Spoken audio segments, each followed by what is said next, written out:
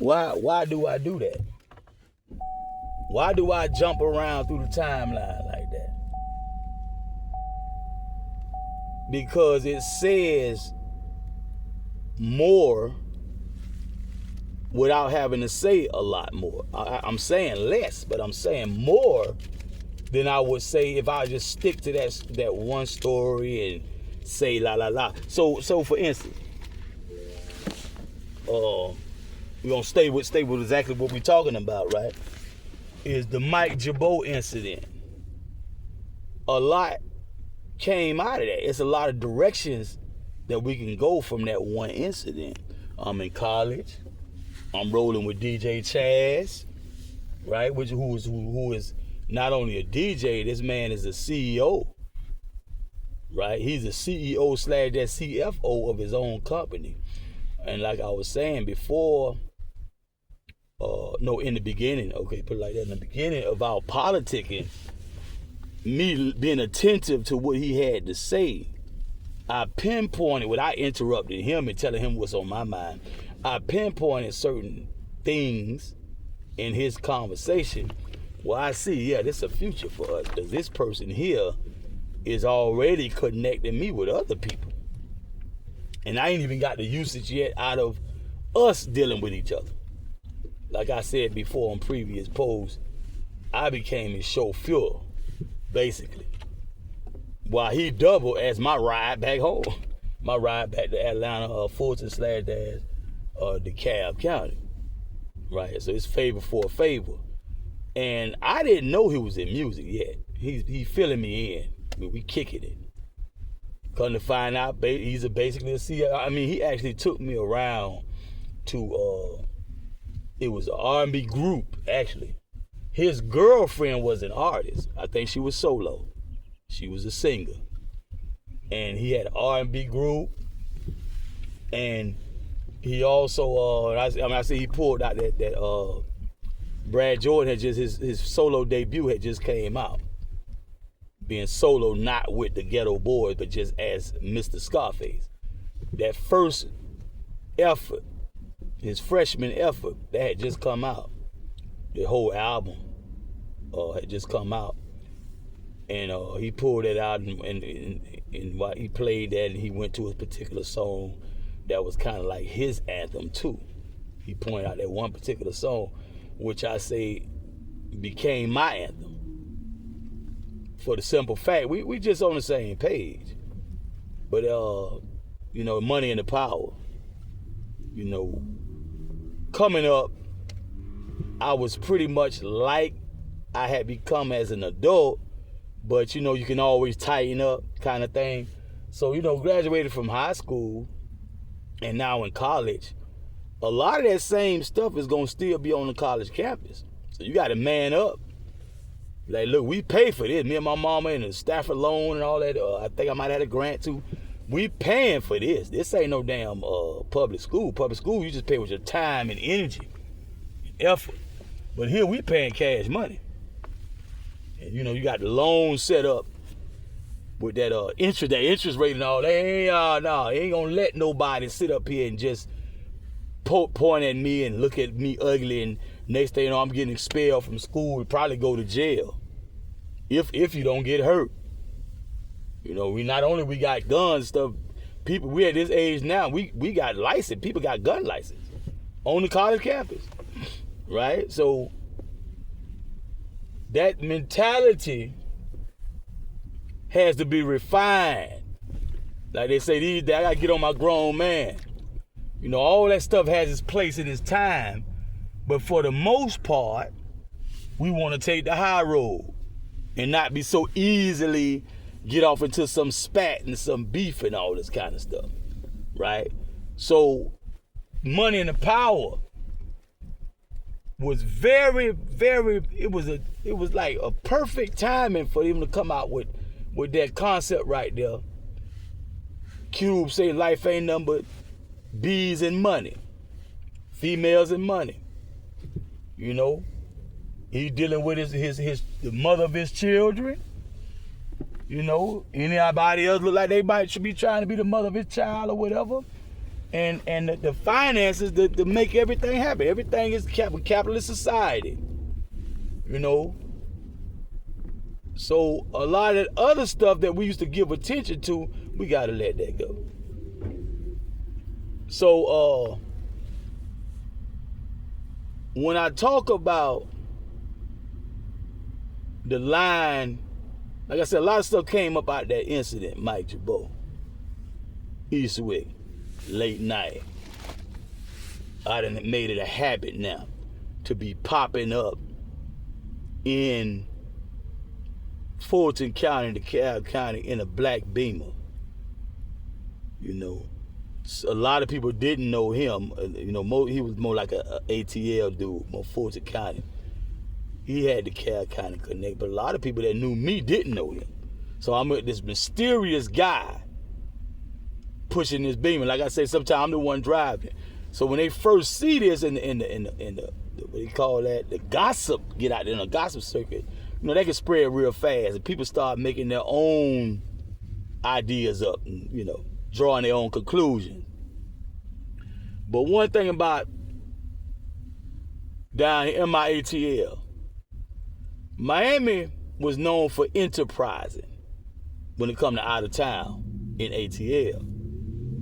ATL was known for being taught how to enterprise like Miamians, which a lot of them didn't want to do quite like us, because more likely you would get more time for doing the same thing that was every day in Miami. For example, I met quite a few guys in Dade County Jail that had long rap sheets prior to they started the Habitual Offender Act and habitual violent offender. And many of these guys, they had an MO. So for instance, since we talking about that, on the drug table, the narcotics table, man, I came up with what we call in the streets a BOMB. That would be in Miami, that would be a lot of reefer, probably nickel bags. Sometimes you might find people with dimes and 20s, like Superfly used to be. And you would have powder cocaine. They might have nickel pooches. Definitely have dime, probably got half. We call it chunky half, right? Some of them might have 50s, right? Me and my partner call 50s, right? Crack. I have nickel in Miami, nickel. 5 cents pieces of crack, big old pieces. You could take anywhere outside of Miami and make double, triple, quadruple your money. Sometimes more than that. Now, that's what we call a BOMB. Now, when I started going to jail in Dade County, I met at least 3 guys that showed me their rap sheet, like not just what they was in jail for that time. They showed prior. They was the sheet to show your priors and all that. What the state prosecutors look at, with the public defender, whatever the defense lawyer, and they score you out to say, well, based on what he has done and what he's doing now, if he loses, what type of time we talking about now? And this, like I say, this is before the Habitual Offender Act. Now, I saw with my own 2 eyes how they basically got a slap on the wrist, because you see what time the arrest date. Okay, RR, they threw it out. I'm like, what? In Atlanta, and don't be outside Atlanta, you still in Georgia, Tennessee somewhere, man, they might give you a kingpin charge for holding that, just holding that type of stuff, let alone distribution. Because sometimes you get possession or possession with intent. Usually with intent is going to be the sacks. It's sacked up, and the individual 000, 00 like that bags. Little tiny Ziploc bag. Now that's with intent to distribute. So you got possession or possession with intent, or you got a sales. A lot of times you get a sales because they caught you in the act of selling to a customer, or you sold to an undercover. Maybe the undercover gave you some marked money. So now they can prove. They probably took a photograph of that money, got a serial code on it. And they're gonna have some markers that distinguish it from any other bill of its denomination. So they got like a 20, Jackson, that serial number, whatever, they probably take a picture of both sides. So when they get you, and go through the money and find it, they'll take another picture. This is before, this is after. This money was only spent on drugs by our undercover agent. Therefore, if he has it, he sold some dope. That's how they do it.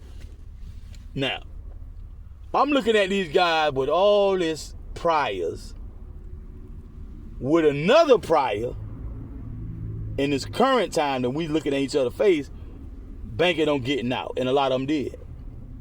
Because Miami was very unique in the United States. They didn't have enough jail space to really aggressively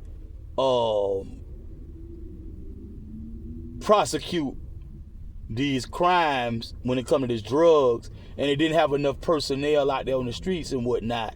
It'd have been too much for the narcotic division to be hard on everything when you got the Coast Guard out there getting whole ships and whatnot. They really want them keys and stuff.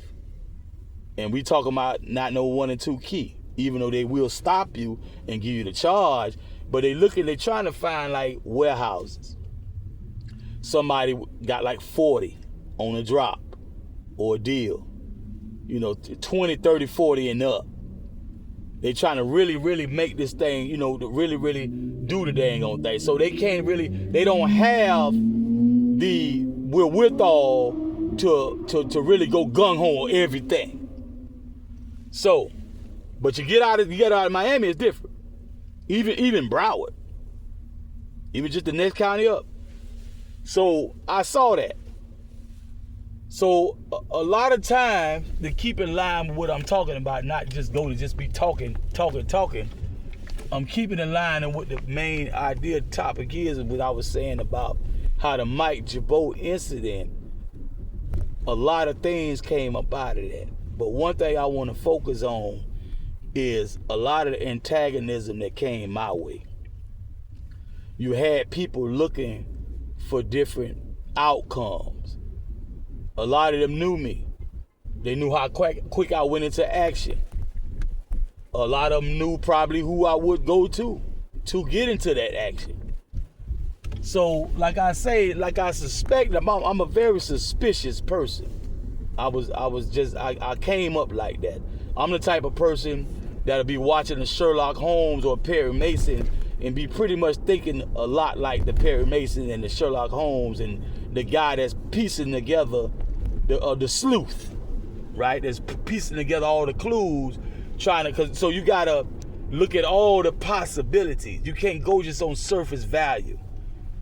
And you're thinking, what could be really happening with what I'm witnessing right now.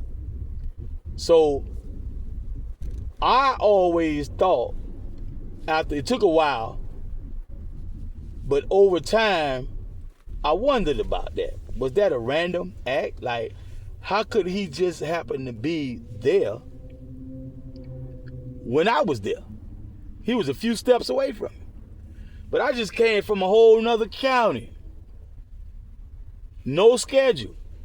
I don't work nowhere. I don't have a work schedule in somebody's office somewhere where he can call and ask the office, say, oh, he come in on such and such day. We used to post our schedule in Wendy's. You can go there and look at it.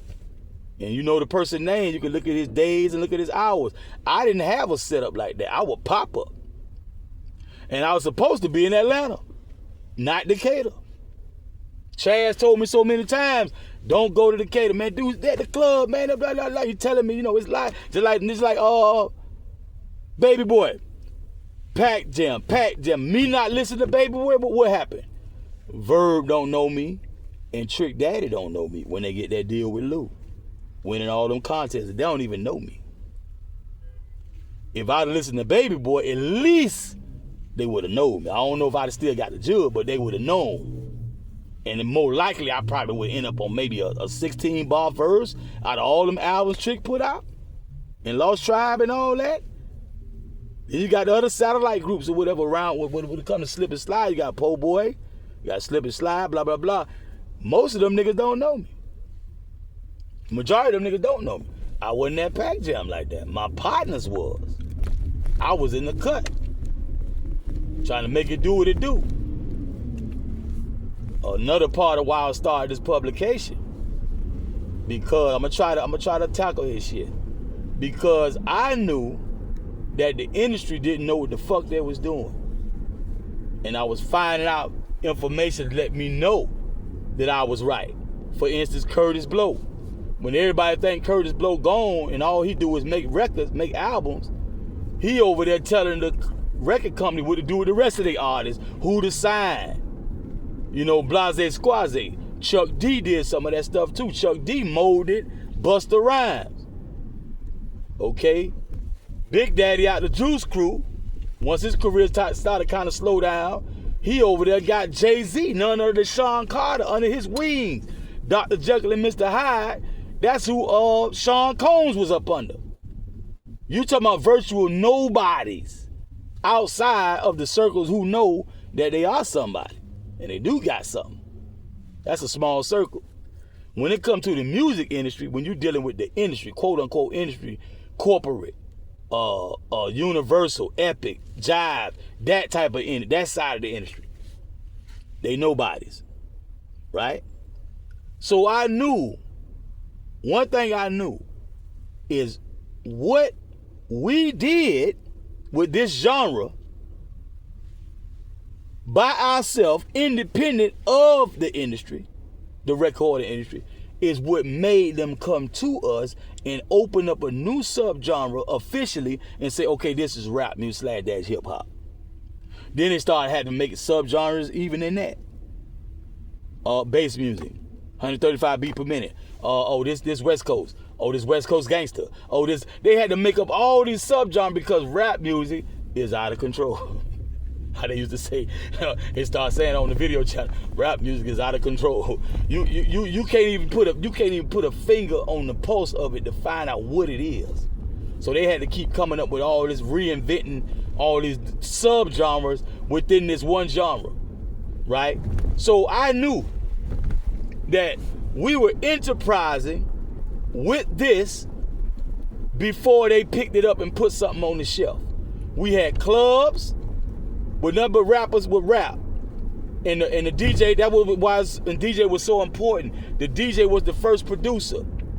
The first rap records was actually off the dome and freestyle done on the microphone, while the DJ a lot of time would either have a beat playing on the beat machine, perhaps, but definitely they would have a break beat. Two identical records, and they would find a break beat, and they would what you call backspin, and keep that going. That's the first loop, is the backspin with the break beat. That gave way to the loop in the studio, in the record studio. And on that, you get the movie Wild Style, Fab Five Freddy and all them on there. Who's that girl? Wild Style. That beat just going. That same beat. Doom, doom, doom, doom.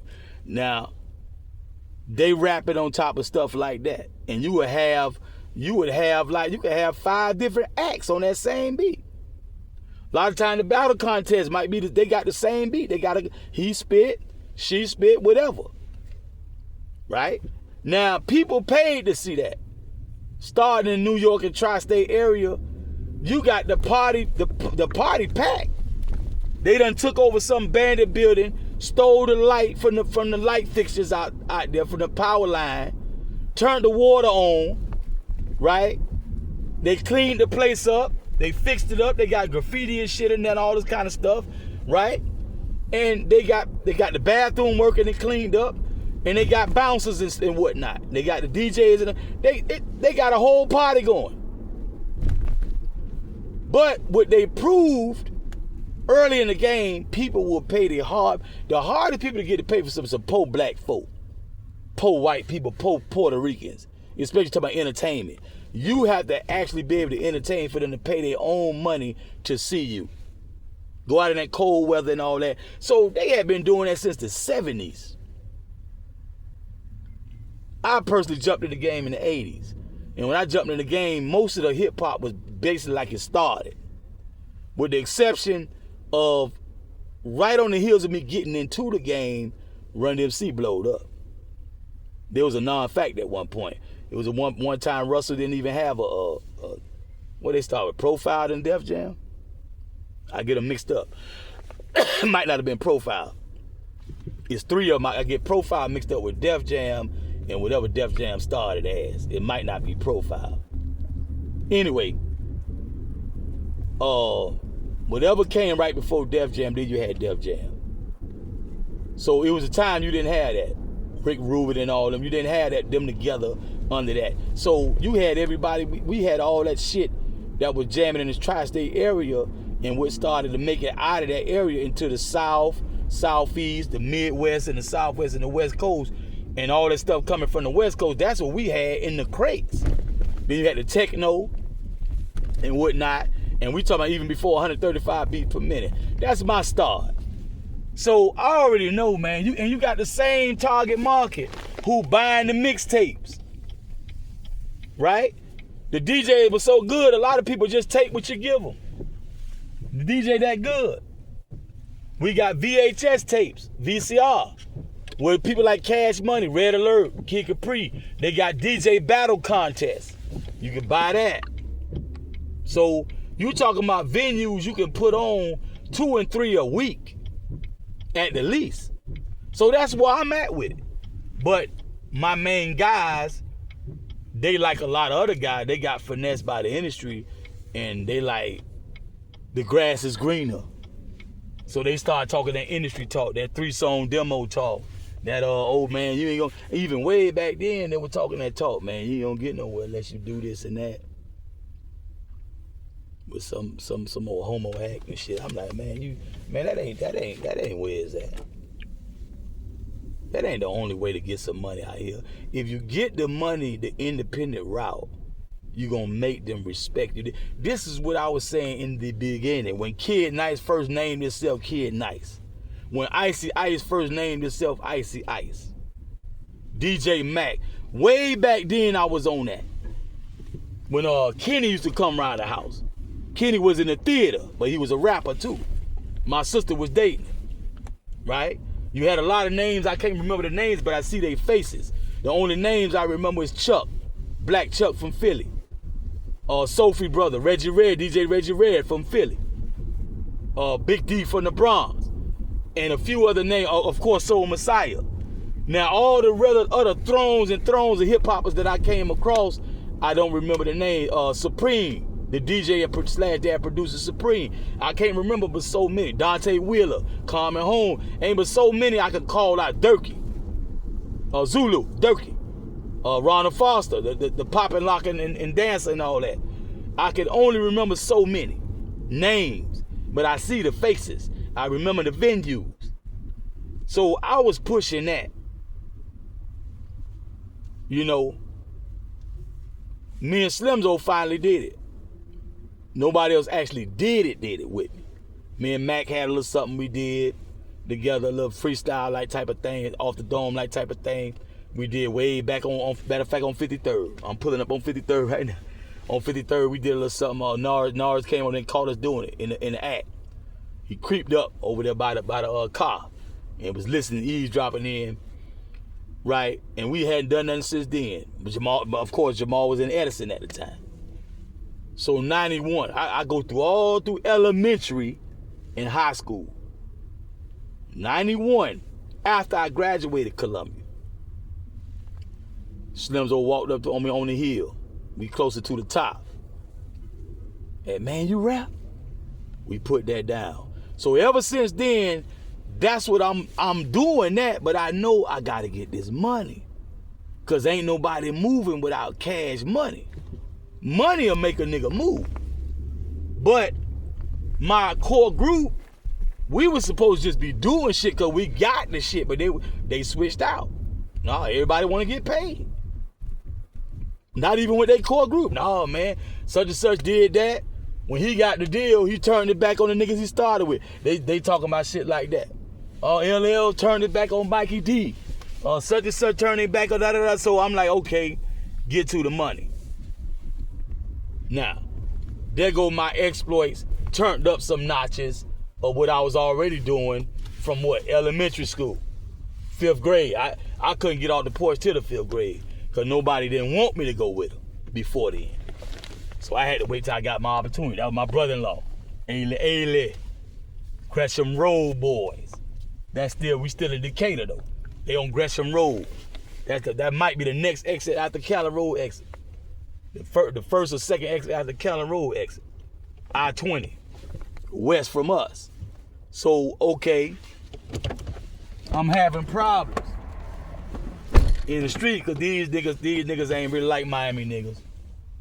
You know, it's a lot of selfishness, a lot of cutthroatness, and it's just a lot of player hating going on with these niggas, right? And I don't even know exactly what Miami niggas doing yet. I know some of it, which I won't say, because that was a little kind of unique. So I ain't gonna talk about that. I knew some of that shit, but the other stuff I'm gonna find out later. So when it come down to the Mike Jabot incident, and when they saw me being very slow in doing anything about the fact I've been tried by this dude, but they know me. So they kind of feel like they know I'm going to do something. So you had a lot of different responses. Some niggas just scared because for the simple fact, first of all, don't nobody want no stray bullets. They don't know if I'm going to go kamikaze with it. And it don't be stray, it be intentional and sweep some shit. They don't know if maybe they might be holding contraband when I come through. Because the way they used to do it back in the day, if something happens and the police respond, especially if they don't find the culprit, they will comb the streets for at least like a mile in every direction from the central point of contention. 3/4 of a mile, half a mile, they gonna comb the street. If I would have did something in Eastwick, blow his damn head off or something, right? Brain matter all up against the red brick, whatnot, all up against somebody's windshield or some car or something. They would have combed the Winston Manor, what used to be Misty Waters, Candler East, you know, if they couldn't find me. All back over there with a 9 Totem Valley be winding all up through there, and on over there by Tony Elementary, and then and possibly Red Carpet and just cross I-20. See, South DeKalb Mall area, all that, Kings Glen, all that there. Looking, and maybe 2 helicopters this time. Might put a dog on the ground, depending upon what eyewitnesses say they saw. Might put some dogs on the ground, if they don't know where I'm at all, right? So they looking at that. They know I'm a live one, like DeAndre Stevens, rest in peace, DeAndre Stevens. Say them crackers call you a live one. When you know to buck on them and fight them and shoot at them and whatnot, take them on a high speed, they call you a live one. So DeAndre know I'm a live one. And a lot of other guys I got to see every day because we in the same area. We chill in the same spot. You know, we smoke our little reefer. We holler at the female coming off the school bus, the high school girls, some of the college girls coming back, going to local colleges. They got to commute back and forth. You know, we looking at all the cars. The beginning of the don't culture, that right before the don't culture really jump out there. This the stuff we were doing right before the don't culture. We still tricking them out though. So that's what we about. You know, getting at the girls, you know, and whatever, smoke a little reefer, drink a little alcohol, whatever. You know, talk a little shit before we take it in. Might go over a friend's house to play spades or shoot dice, play a what they call a video game and whatnot. So this type of things we doing. And you had those people, especially when the rappers, like I always say, you didn't have a lot of rappers like me and Slimzo out when we put it out. You had Baby Too Loud Crew. You had Ghetto Boys. And you had NWA. You had Above the Law. Maybe Top Authority. You know, you ain't had but so many. OG Styler had to come out. You ain't had but so many people out. And once you hear the album a few times, it's like, okay, I heard that. Instead, you know, but you still gonna bump it. But like everybody like hungry, but you don't have much to go to but the same stuff till somebody put something else out. When me and Slimzo put that jive out in 91, from that, I would say, because the movies wasn't out yet either. Menace to the Society wasn't out. Juice wasn't out. South Central wasn't out. It's another one too. Boys in the Hood wasn't out. Them were some of the main ones. A lot of people of all ages, especially by around our age and a little younger, a lot younger, and a lot older, we're gonna be glued to the TV looking at the movie over and over again, the ones I just named. None of the movie was out. Spice Boy wasn't out, Das Effects wasn't out. Don't nobody know them outside of the area. Right? We talking like homeboy shit, alumni shit, but definitely no record stores. Nothing on the shelf, nothing on the radio and all that kind of stuff. That's how you get to reach people back then. Ain't no internet shit. Me and Slimzo did some shit that hardly nobody else had done before. And I just named them some of the main ones who had done it. Compton's Most Wanted, if I'm not mistaken, they big break was the fact they got on the soundtrack when they came out, or shortly after they came out. So you got a lot of these groups, the movies helped them get out there. UGK, that should be Menace to Society, Pocket Full of Stones. So a lot of these guys ain't even got their start. Then you got the one catching HELL, but they at the top of the list of what they do, and they did do it, but they catching hell like MJG and 8 Ball. I don't think they got a soundtrack off the first album, if I'm not mistaken. That's a hurt. You know, I mean, you can just listen to that. I just listen to the bars. They tell you in the bars what the struggle is. The first and second album, they telling you what the struggle is right there. So I got people telling me, man, you got to bow down to somebody radio. Everybody talking that industry talk, right? But I'm trying to get people to see, man, just Edward J, Hitman Sammy Sam, Jam Pony Express, Uncle Al, you know, people like that, prior to the time they finally, if they ever signed to any label and made a wax record, all that work. You talking about weekly, you can get something from them guys. Bi-weekly, every 3 weeks or something like that, they done produce something. Whether it was a mixtape, a party they recorded, they did a DJ the party, they got something for sale. Pure Funk them. I'm telling them, we need to do this rap like that. Okay? Stop putting your life in the hands of that damn devil, because that shit look good. We thought Bone Thugs had that and took off and blah blah. Come to find out, man, Bone Thug was struggling. They really wasn't getting treated, especially when Easy passed in like 94, 95. So when Easy left, they really gonna struggle. Because the industry does not have your best interest at heart if you just an artist or a musician or something like that. They just don't. And they never treat you how you deserve to be treated based on merit. Based on how much you actually are worth to that record company. They never reflect. They never match energy. But now, by way of the rap, and you got the ones I named, but you got a lot of people you don't know. You got a whole lot of people out there was making shit that could you could put in a cassette tape, you put it in a CD drive. So you got a lot of antagonism coming at me from rap, right? And then you got the everyday guys just in the hood who just know or heard. And like I say, I use John Doe case, who the crackers, the authorities, they decided to take Bubba Smith and make him the top man in the so-called gang John Doe, which was started by guys who was lynch mob guys. Had a clique called Lynch Mob. Some lynch mob made John Doe.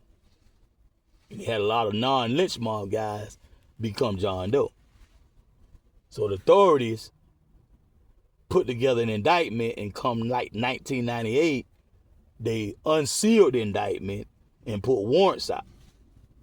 And the John Doe gang was one of the biggest, most famous ones, made famous by the media.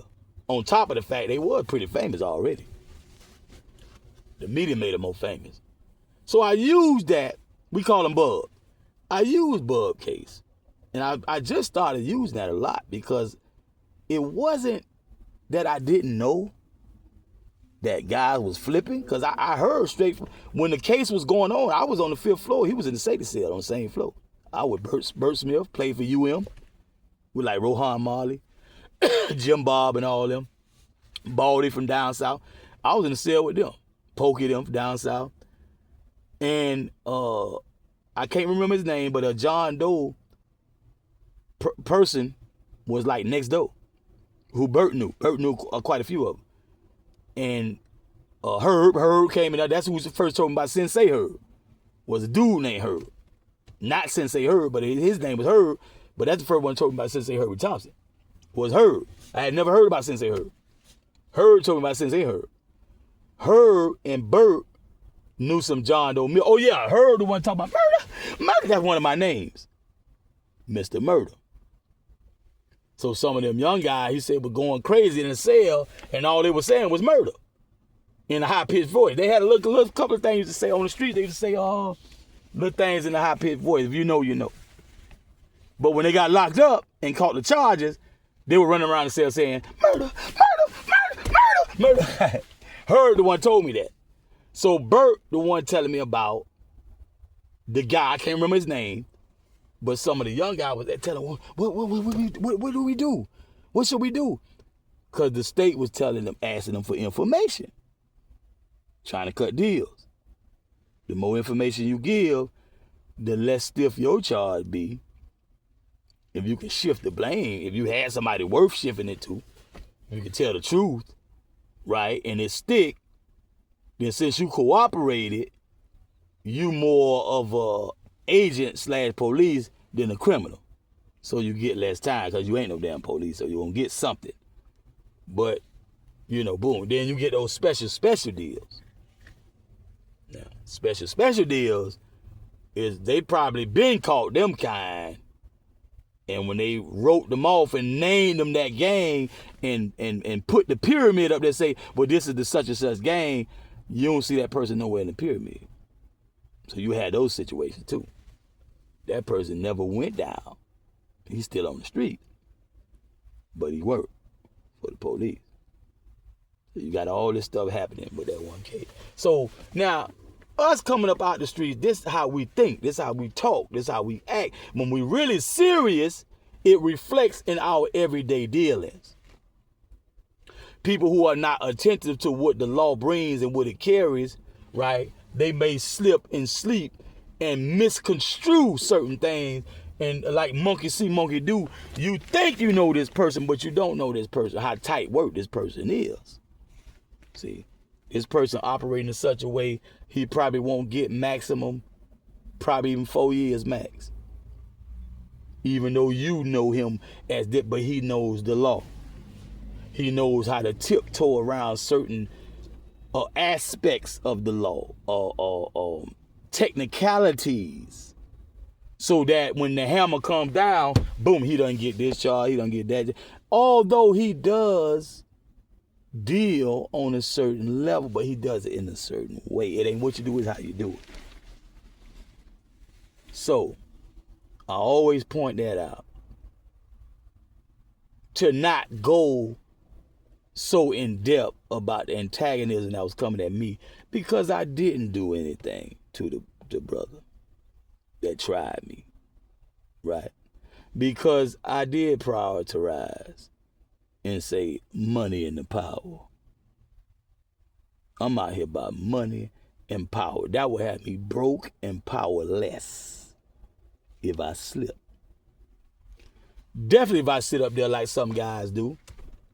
Some guys cater to the gossip circuit, the reputation.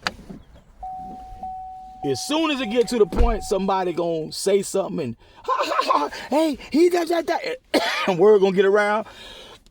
before they can even think straight, they want to get that straightening. No, they're not going to say, for 5 seconds, yeah, he did whatever he did, or whatever, whoever doing whatever they doing, the antagonist, the primary antagonist, they did what they did, maybe 5 seconds.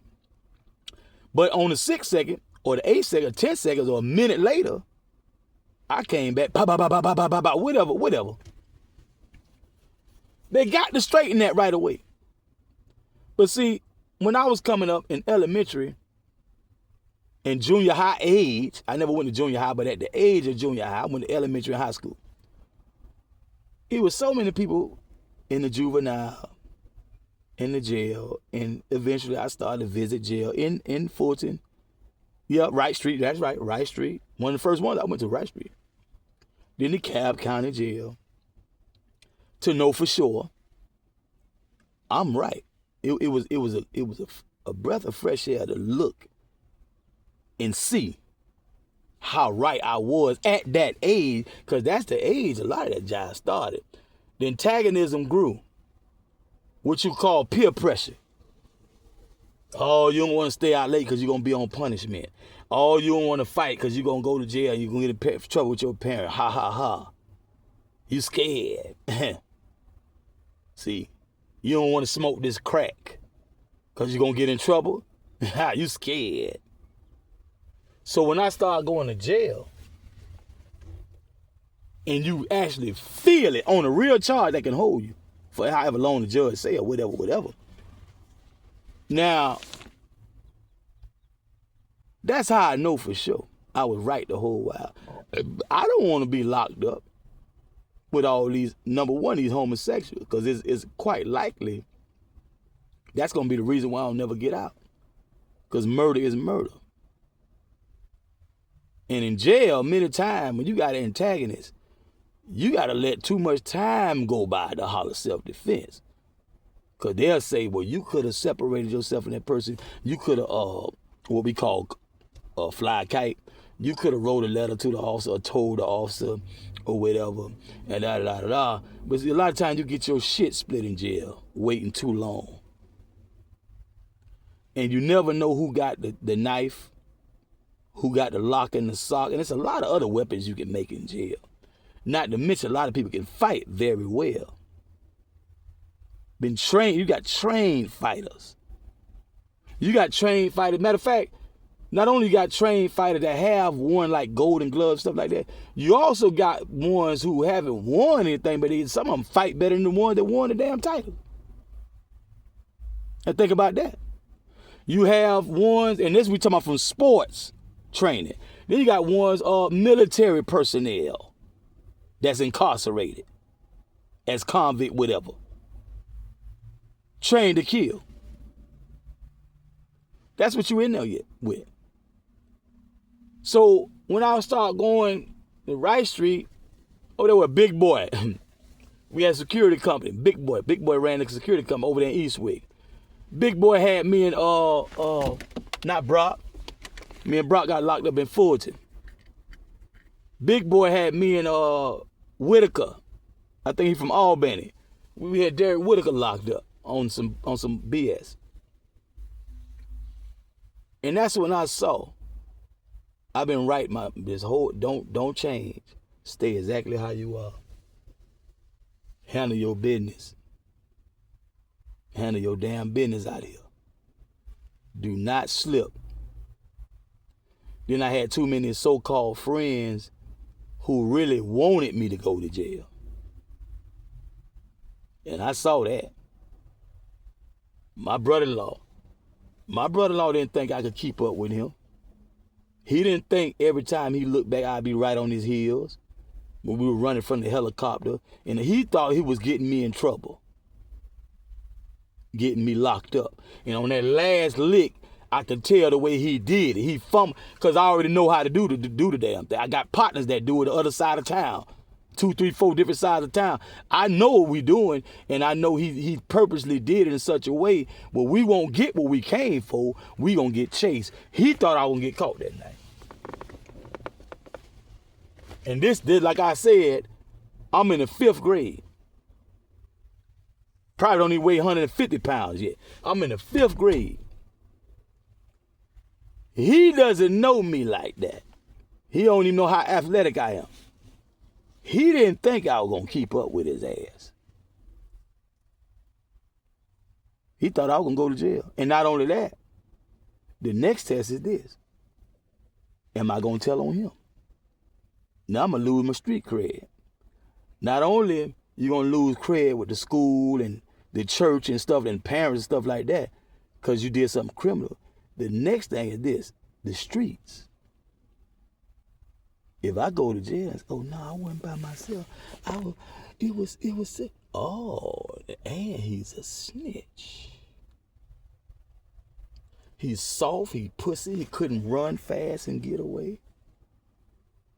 So you need to go back to them school books, which you good at, cause you ain't cut out for these streets. That's what that was about. I'm telling you, it's more details. It's hard to really tell the story, cause I'm about to say other names, this and that. So that's why I keep it like that. And Ailey passed, so he ain't got to worry about nothing. He went on to the grave.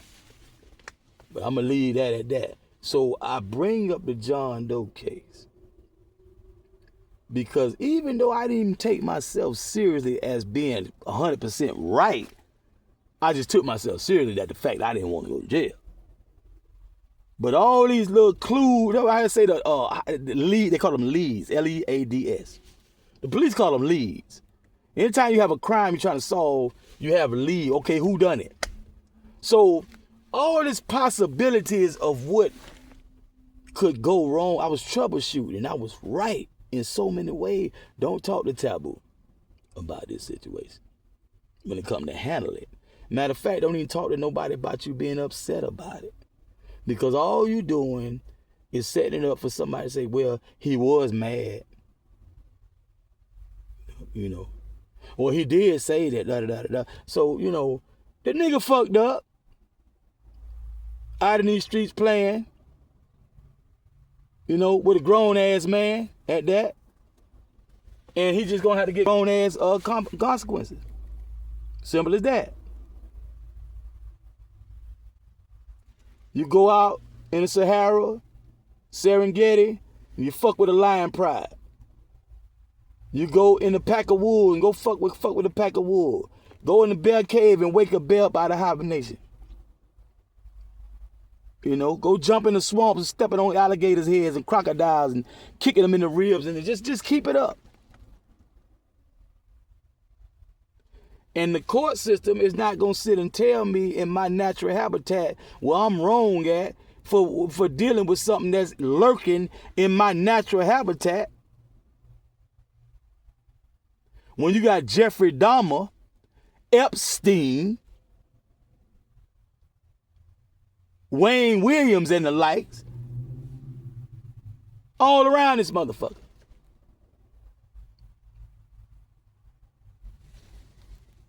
So, like I say, I shut the fuck up. Shit. And never complain, never whine. And waited for my money to get right. So, Money and the Power. Brad Jordan. And like I say, this came out, this was pressed up and blah, blah, blah, before the nigga tried me. Before he tried me, I had never really had a problem with nobody that bad. That I know I was gonna kill him. Like, I know I'm gonna kill this nigga. It's just a matter of circumstance, time, place, when. And getting away scot-free, that's all. Simple as that. Never have nobody ever had me feeling like that. I had Lysander Eastwick, we coming down just from the top. You can call that the top too. We coming down from the top, because it's a slope, so you gotta say coming down. But we ain't at the middle. We coming down on the slope from the top of the hill. Lysander come out there. He ain't pull it out, but it was big enough to be like I think it was bigger than a Uzi.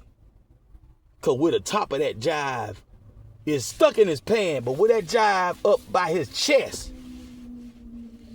you know, and it's going down in the pants and down, you know, it's down the leg, the thigh, thigh or whatever he got in the front by his, you know what. Man, that thing up to like his chest. And he patted that motherfucker. Terry Harris, God bless dead. Terry Harris saw that. Terry Harris, one of our best fighters that I know. In Down by Law. He ain't really Down by Law. He Mike Murphy's cousin. So sometimes he got to be Down by Law because he ain't gonna let his cousin stand and let his cousin get ass whipped. This the early days, right? When they just started, the gunplay gonna just start picking up because the crack dealer gonna start picking up. That's another thing made the gunplay start kicking up. Oh, the drug dealing. You got to have a gun because niggas robbing like a motherfucker. Niggas strong army and they robbing with guns. Right? So, Lysander step out and hit it. So I'm about to tell him who I am and who I'm connected to in this motherfucker. I got a long laundry list of people still living there right now. But they took off. My niggas took off. Taboo, G2, it was just 3 of them, and me make 4. And they on a pace. They ain't turning back. They got a pace. They took off at a pace. Ain't no word, no rap. And this nigga mad as hell. This nigga serious. So I got to introduce myself to him. And da-da-da. But I see they respond and they making tracks. And I'm looking at the look on his face. I said, well, you know, if he gonna sit there and stay like this after I tell him who I am, where I stayed, and who all I know, who I'm straight with, and you know, who I'm basically east with. And he don't change. First of all, I'm be mad as fuck. I don't even trust how I'ma act. I might get shot. Right? I see the look on his face. You know, he in the category, like I said, I represent for the streets and don't nobody represent like me out of ATL to this day. He one of the ones I'm talking about. You know, okay? He on that level. And I don't know how far on the level, so I said, okay, I turned myself and walked on up out of there. So now, with this issue with Jabot, that's a prime example right there, Lysander. What if he officer married? What if he related to somebody like that? Who gonna call themselves trying to tell me where I'm wrong at, even when he find out what the fuck nigga did. From the very beginning. Not what he ultimately did, no. From the very beginning. Out the bushes in the dark. From the shadows. And then before I can even realize something coming, it's a vice grip on my right wrist. Coming from the south side of Eastwick. The part that lined up with Admiral Benbow, Econo Lodge, Long John Silver's at one point, in I-20 East and West. That's number one. Now, like I said before, that right there got him fucked up. In my book. It's just, I'm a perfectionist. I should be a part of the 187 faculty. I'm a perfectionist. I do this. Any nigga ever ran with me in the past, any nigga would tell you. I can't remember one. Matter of fact, I'd be probably dead in jail. Yeah, that's the determining factor right there. Even if I beat the charge, I ain't even have a murder charge to beat. Let alone get convicted by, and of course, if shit don't go my way, I might probably get killed. Right? And we know that didn't happen. I'm sitting here talking right now. So I always say, 83 people, now that I found it out, this is like the last 2 years, 2.5 years now. Time flying by. It's 2026. What, April 2026. I kept saying, I kept reading up on the case, but something that last time, something say, man, go back, because I wasn't finding a lot of stuff. Man, go back. It's a lot of shit pop up when you search something. You just jumped on something. Go look. I went to justia.law.com. justia.law.com. And it came across an appellate case of case number 00426. Hey. And that's when I came across all that information. Way more than I ever saw. And even that had part, they had scratched it out.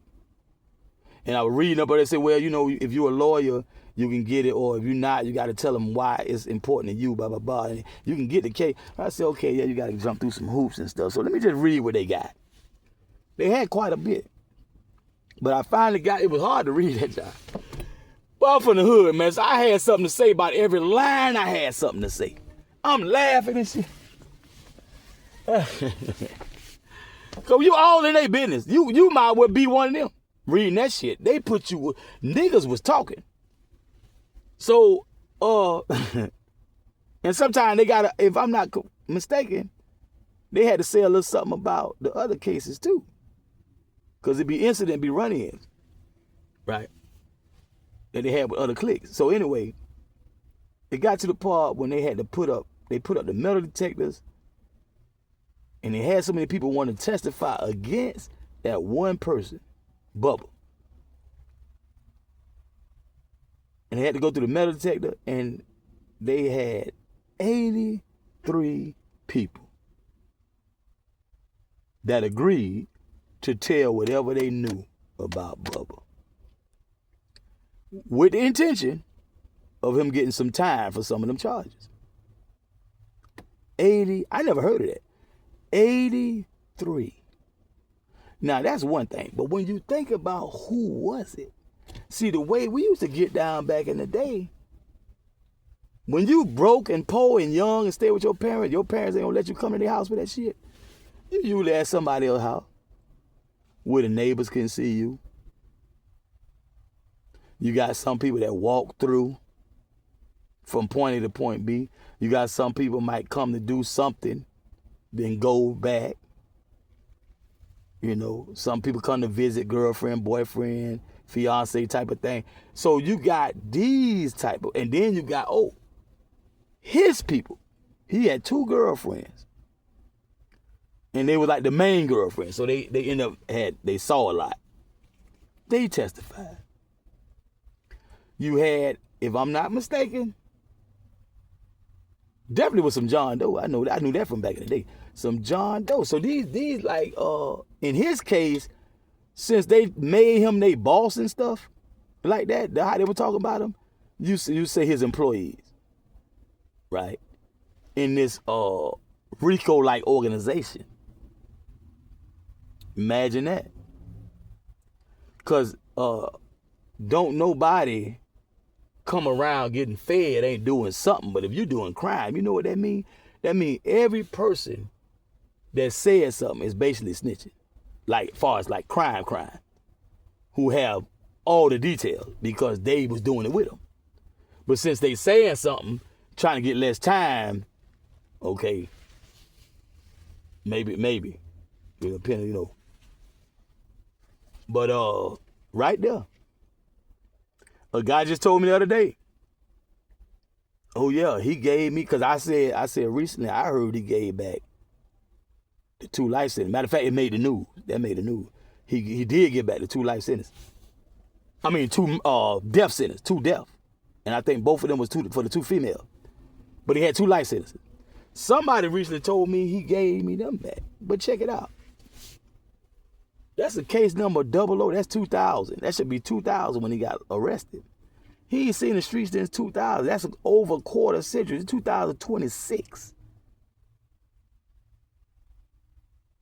You still had to do. Ain't nobody was trying to do no damn 25 years back then. Doing what we do. What they claim he did. I don't know to this day how true any of that is. Because I never did nothing with it. Because a guy got a nice car, maybe some gold in the mouth, you see him pull out some money, that don't mean shit. That could be income tax money. That could be inheritance money. That could be gambling money. That could be anything. Right? So I never saw any of them guys do anything. I knew of them. And I got a lot of good, strong ties with guys who I do know who know them. They went to the same school. I didn't go to school in Miami. I went to school in Atlanta, in Decatur. DeKalb County School, Fulton County School. So I don't know a lot of these guys. But the people I did know from coming here in the summer and the spring and the Christmas and the what they call that job, Thanksgiving and whatnot. That's how I know the guys I know.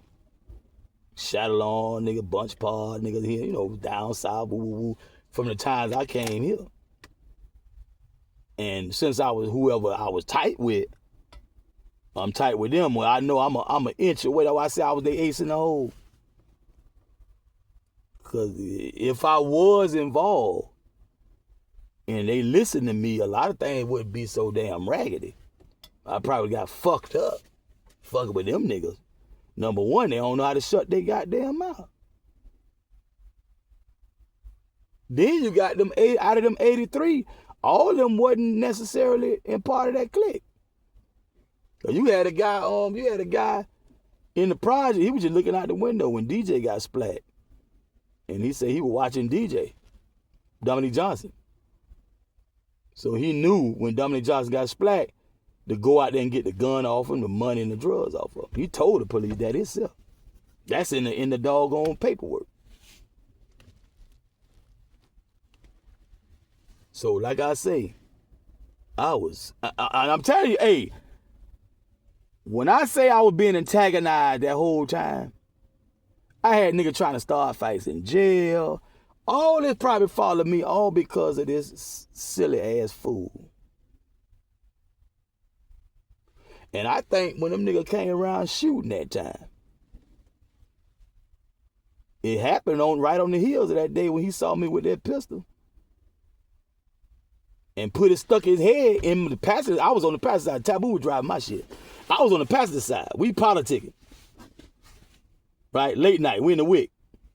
Right? Like I say, me and Rico, some of the main people who were striving to bring the East Wick and Down by Law closer together. We weren't the only ones who can do it, but we were the main ones actively doing it at that time. And Rico had just fell out with some key niggas in East Wick at that time. Rico had fell out with DeAndre.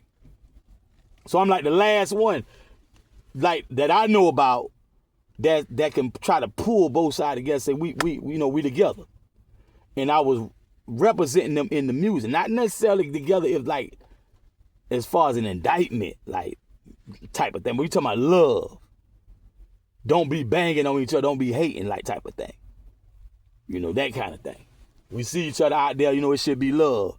Like the same thing with everybody else, we see who we straight with. East Hamp, Morning Sun, and Blase Squaze, Lime Street, all that jive back then that was popping. Like, we shouldn't be seeing each other and be, you know, looking at each other hard and, you know, wanna, you know, all that. No, it shouldn't be like that.